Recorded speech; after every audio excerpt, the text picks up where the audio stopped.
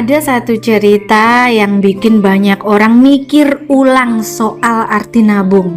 Ada ibu-ibu di Medan, beliau bukan trader, beliau bukan analis keuangan, beliau bukan orang finance, beliau cuma beli emas perhiasan sedikit demi sedikit sejak tahun 2003. Bukan buat flexing, bukan buat konten, bukan buat pamer. Dibeli, dipakai, lalu disimpan, dikumpulin. Tahun berganti, harga naik turun. Orang lain sibuk ngejar investasi yang katanya cepat kaya. Beliau tetap santai, dan setelah puluhan tahun, perhiasan yang total belinya sekitar 41 juta akhirnya dijual laku sekitar 920 jutaan.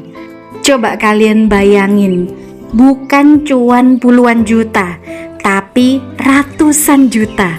Lihat angka kayak gini, pasti banyak orang langsung teriak, berarti mending beli emas perhiasan dong. Eits, tunggu dulu.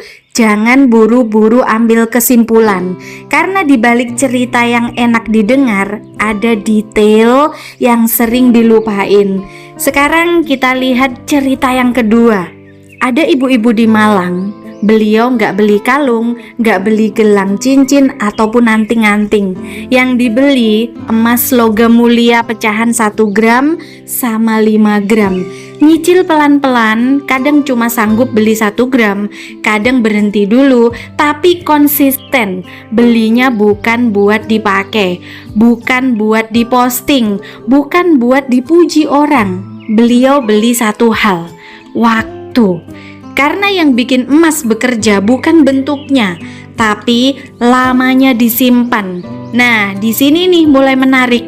Kalau ngomongin emas, banyak orang salah paham. Mereka lihat harga hari ini, kemudian beli.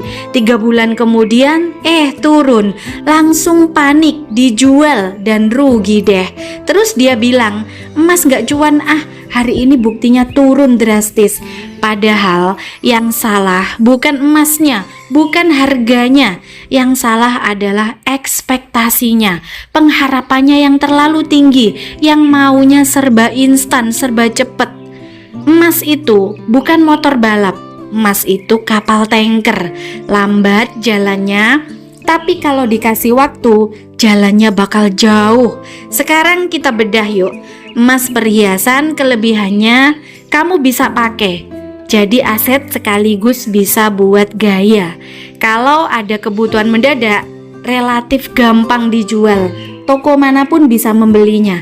Secara psikologis, orang juga lebih semangat beli karena ada rasa dipakai.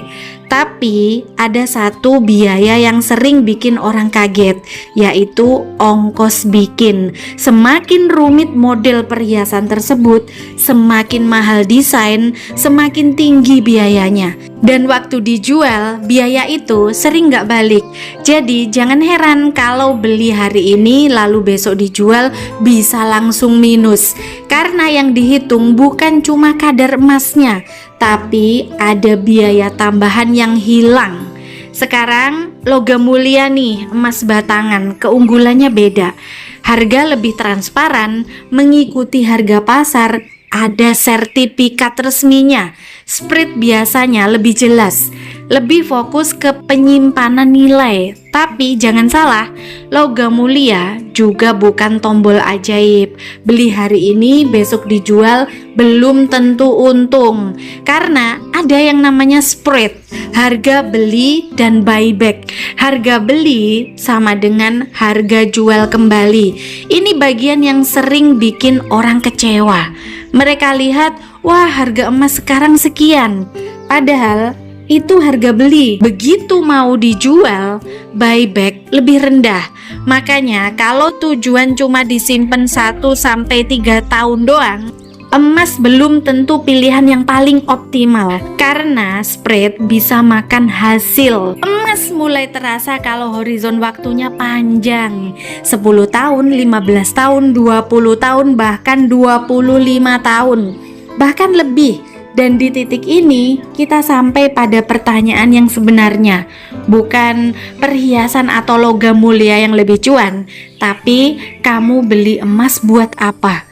Kalau tujuan kamu pengen investasi serius, mau nilai aset lebih fokus, mau disiplin jangka panjang, maka logam mulia sering lebih cocok. Tapi kalau tujuan kamu pengen tetap menikmati hasil hari ini, dipakai, diputer, sekaligus kamu punya aset, perhiasan juga bukan pilihan yang salah. Karena yang bikin hasil besar sering bukan produknya, tapi perilakunya. Ibu-ibu di Medan itu untung besar bukan karena beliau jenius. Beliau menang karena satu hal. Beliau bertahan 23 tahun, bukan 23 jam, bukan 23 hari, bukan juga 23 minggu. Hari ini orang mau beli 3 bulan. Padahal yang bikin kaya sering bukan return yang besar, tapi waktu yang panjang. Jadi sebelum bilang telat nabung emas, coba tanya ke diri sendiri, kalau 10 tahun lalu mulai, hari ini posisinya gimana? Kalau 20 tahun lagi kamu mau bilang untung dulu mulai atau coba dulu mulai. Karena pada akhirnya aset terbaik bukan yang paling viral, tapi yang sanggup kamu pegang lama tanpa nyerah. Sekarang aku penasaran, kamu selama ini nabung apa? Emas, saham, kripto, deposito, ETF, atau uang kamu masih parkir di rekening dan sudah berapa lama? Yang perlu diingat, emas bukan alat cepat kaya, tapi alat untuk mempertahankan kekayaan. Yang bikin hasil emas terasa bukan cuma 1-5 tahun disimpan, tapi 10-20 tahun lebih konsisten disimpan. Semakin panjang waktu disimpan, semakin kerasa efek kenaikan nilainya. Jangan cuma lihat harga naik, pahami spread buyback. Harga beli emas tidak sama dengan harga jual kembali. Karena itu, emas lebih cocok untuk disimpan jangka panjang, bukan buat trading buru-buru cari untung yang cepat. Pilih jenis emas sesuai dengan tujuan finansialnya kamu. Kalau kamu mau fokus investasi serius dan nilai aset lebih kuat, pilih deh logam mulia. Kalau kamu mau yang bisa dipakai sambil menjadi aset, pilih emas perhiasan. Yang paling penting bukan ikut-ikutan tren, tapi konsisten nabung aset. Yang bikin kaya bukan siapa yang beli emas paling mahal, tapi siapa yang paling lama bertahan menyimpan